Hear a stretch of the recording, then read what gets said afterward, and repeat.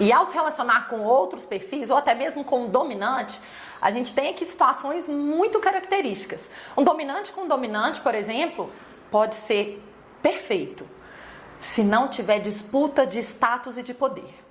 Porque cada perfil tem como se fosse uma necessidade básica, né? Aquela necessidade ali fisiológica mesmo. E a do dominante é o comando, é o poder. Então, se não tiver disputa de poder entre eles, entre aqueles dois dominantes, eles vão deslanchar, né? Se eles forem pares, eles vão deslanchar, eles vão trazer resultados, eles vão chegar onde tem que chegar. Agora, se houver essa disputa, ou né, se ali alguém pensar muito diferente, um pensar muito diferente do outro, porque outra característica do dominante é achar que é o sabe-tudo, o dono da razão, aquele que tem que dar a última palavra. Se houver também essa diferença ali de opinião em determinado momento, gera conflito. E aí, conflito de dominante com dominante, é um negócio assustador, né? É um negócio realmente assustador. Agora, falando de outros perfis, a gente tem diversas peculiaridades, né, do relacionamento com cada tipo de perfil, mas tem um específico que tem muita dificuldade com o dominante e o dominante muita dificuldade com esse perfil, que normalmente são os perfis opostos. Qual é o perfil extremamente oposto do dominante? É o estável. Como eu falei logo no inicinho, o dominante ele é voltado para tarefas e é rápido. O estável é voltado para pessoas e é lento. Então o dominante, quando ele cruza com o estável, em casa, num ambiente de trabalho, sendo o seu superior, sendo ali o seu subordinado, sendo o seu colega, ele tende a ficar impaciente, porque o estável vai falar baixo. Ele vai falar alto, normalmente ele vai empurrar o estável, que muitas vezes vai ficar até escondido, né?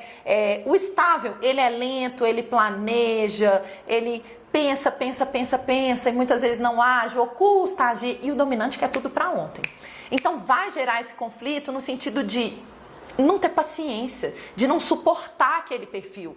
O dominante, ele não suporta, ele chega ao ponto de falar assim, não aguenta essa pessoa, ele é lerdo, ele é lento, ele é parado, ele é pacato, ele não tem iniciativa, ele é apático. O dominante não tolera. São características que realmente o dominante não tolera. Por outro lado, né, trazendo agora a visão do estável, o estável muitas vezes se sente ali totalmente encolhido, né? Ele fica com medo do dominante. E não é porque ele acha que o dominante sabe demais e ele sabe de menos. Não, isso não tem nada a ver com conhecimento teórico. Tem a ver com forma de se comunicar, com tom de voz mesmo, a tonalidade, a altura da voz, os gestos que o dominante faz, então o movimento, a linguagem corporal. E mais, o dominante ele é direto, ele fala e a comunicação dele é unidirecional. O que é unidirecional? Ele fala e ele não ouve, ele não quer ali ter de volta. Então ele vai falar e acabou. E é isso, né? E é isso. Então isso gera para o estável não só um relacionamento totalmente desagradável, como também na equipe, né? Se a gente tem pessoas estáveis na equipe, ou até mesmo só esse estável, mas ele percebe que o clima da equipe não fica legal, né? Então fica aquele clima pesado, um clima tenso, que é totalmente diferente do que o estável busca, né? O nome por si só já diz estabilidade, então ele busca harmonia, ele busca ali uma calmaria, que não acontece quando a gente tem um dominante no ambiente. E algumas pessoas ainda têm a ideia de que o que as empresas buscam, né, que o perfil ideal do líder é o dominante.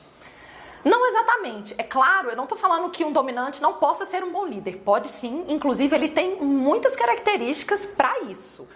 Só que hoje não é aquele dominante típico que a gente busca, que as empresas buscam nos cargos de liderança.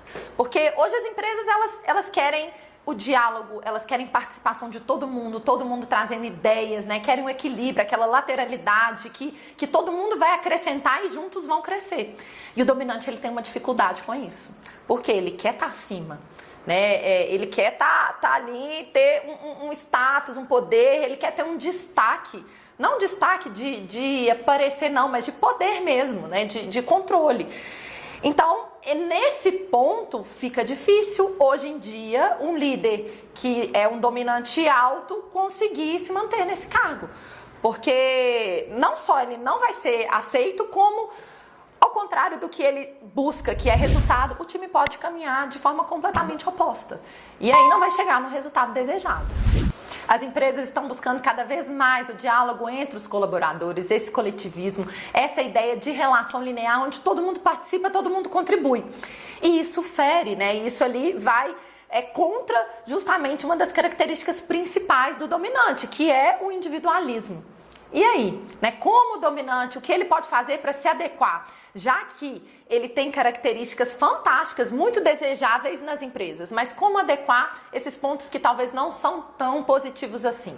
Uma das formas é através do autoconhecimento. A gente tem ferramentas, eu trabalho com esse tipo de ferramenta, então ferramentas que a gente vai fazer ali uma análise profunda, contextualizar aquelas características, a gente vai perceber, vai ver números mesmo de intensidade, qual é o perfil secundário, o que ele tem de perfil secundário, porque de repente é uma combinação rara, mas acontece do dominante ter um perfil secundário do estável, então ele já tem ali um traço disso, como vamos potencializar os outros traços e alinhar com as características positivas do dominante. Então assim, é um trabalho bem individual, um trabalho bem profundo, mas que é super possível, né? Que é super possível. E através desse trabalho, ele vai conseguir treinar, ele vai conseguir prever situações e treinar comportamentos para saber utilizar as características no momento certo, na hora certa e da forma correta. Agora você que está aí assistindo pode estar pensando, ai Carol, eu sou um dominante, não comecei ainda esse trabalho, mas eu preciso de uma mudança rápida, como eu posso começar antes de fazer, né, aí, um estudo profundo? Olha, eu tenho algumas dicas assim que são essenciais e fundamentais para quem é um dominante. Ficar atento à sua comunicação, sua linguagem corporal, ao seu tom de voz, buscar compreensão. Quando eu digo buscar compreensão, eu quero que você ouça quem estiver falando. E ali, antes de dar a resposta, você introduz a sua resposta com um elogio ou com uma observação. Olha, entendo o seu lado, eu consigo perceber que você tem essa linha de pensamento, mas tal. E não já jogar sua opinião, já trazer sua opinião de forma impositiva. Então, essas são alguns princípios aí para quem já quer dar o start e já começar amanhã, antes de um trabalho profundo.